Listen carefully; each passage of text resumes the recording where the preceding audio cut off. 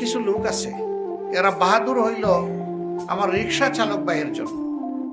এক জায়গা থেকে আরেক জায়গায় গিয়েছে, লোকটা হয়তো তার কাছে 30 টাকার জায়গায় 40 টাকা চেয়ে বসেছে, কথা নাই বার্তা নাই, ঠাস করে একটা চড় বসাই দিল। কেন বসাই দিল? মানুষটা দুর্বল এই জন্য।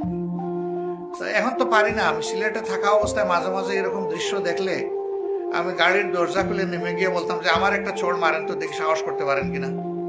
হা করে তাকায়, বলে তোর গালে চোর মারছেন কেন? বলে যে ও তো 30 টাকার ভাড়া 40 টাকা চাইছে। আমি বলি ওকে ছুরি ধরছিল না আপনার কাছে বন্দুক ধরছিল যে দিতে হবে? না, তা অবশ্য চায় নাই।